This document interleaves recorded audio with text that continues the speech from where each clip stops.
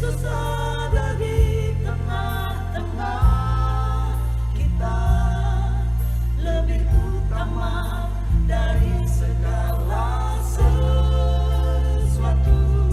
Percaya diri karena percaya Tuhan. Malaikat Tuhan menampakkan diri kepadanya dan berfirman kepadanya demikian, Tuhan menyertai engkau, ya pahlawan yang gagah berani. Hakim-Hakim 6 ayat 12. Sahabat Iktus yang dikasihi Tuhan, sering mendengar istilah nggak pede alias tidak percaya diri. Ketika seorang diberi tugas khusus yang dirasakan melebihi kemampuan yang dimilikinya. Inilah yang sering kita alami, baik dalam dunia kerja ataupun pelayanan yang dipercayakan kepada kita. Tetapi Alkitab memberikan kunci untuk percaya diri, yaitu dengan mempercayai Tuhan sepenuhnya. Kita akan belajar dari kisah Gideon. Israel sebagai umat pilihan senantiasa melakukan apa yang jahat di mata Tuhan.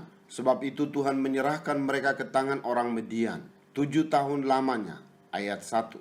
Selama masa itu orang Israel tinggal di dalam ketakutan. Ayat 2. Dan berada dalam situasi sangat melarat. Ayat 6. Mereka tinggal di gua-gua dan kubu-kubu di daerah pegunungan dan bersembunyi. Tuhan membangkitkan seorang bernama Gideon untuk membawa kelepasan bagi bangsa Israel. Siapakah Gideon dan bagaimana ia meresponi panggilan Allah? 1. Gideon seorang yang tidak percaya diri. Gideon mengalami situasi yang sama dengan bangsanya.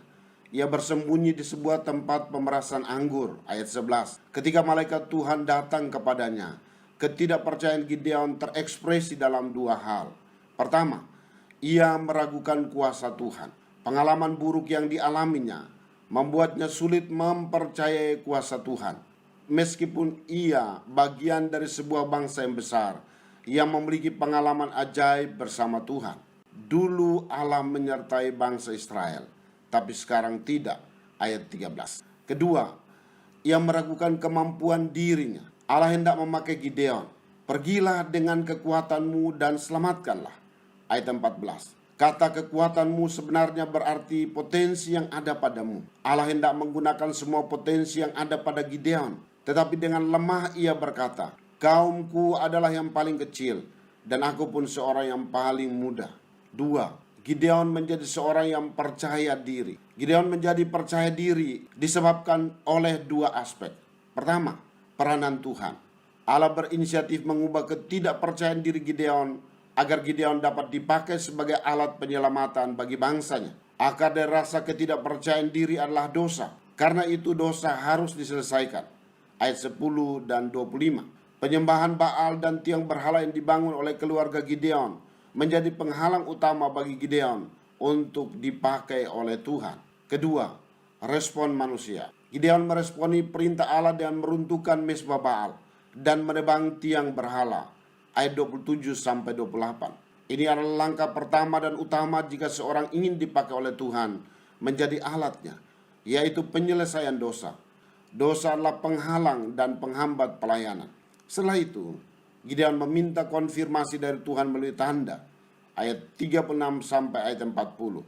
Dan Tuhan menyatakan kehendaknya dengan jelas. Tanpa konfirmasi dari Tuhan, kita tidak dapat melangkah dengan percaya diri.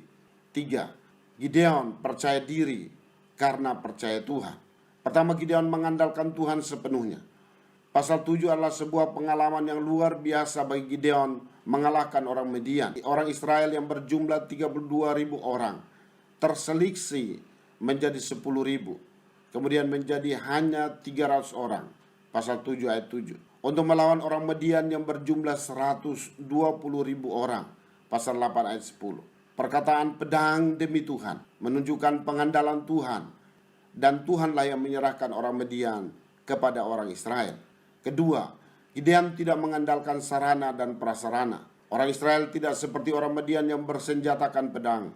Mereka hanya membawa buyung untuk dipecahkan, obor di tangan kiri dan sangkakala di tangan kanan untuk merayakan kemenangan. Kemenangan terjadi karena Tuhan membuat pedang yang seorang diarahkan kepada yang lain dari orang Midian. Ketiga, Gideon tidak dikendalikan apa kata orang. Gideon bertemu dengan orang-orang Sukot dan Pnuel yang menyampaikan kata-kata negatif. Tetapi Gideon tidak menjadi lemah. Justru Gideon dengan berani menentang mereka karena keyakinannya akan pertolongan Allah. Akhirnya raja-raja Midian tertangkap. Orang Sukot dan Pnuel dipermalukan. Sahabat Iktus, Tuhan mau memakai kita dengan segala potensi yang kita miliki. Tetapi seringkali kita menjadi takut dan menolak panggilan Tuhan, atau menerimanya tetapi menjadi tidak efektif saat mengerjakannya, karena rasa kurang percaya diri. Penyebab utama rasa tidak percaya diri adalah dosa, dan dosa harus diselesaikan. Konfirmasi dari Tuhan melalui firman-Nya adalah kekuatan yang membangkitkan rasa percaya diri kita dalam segala sesuatu.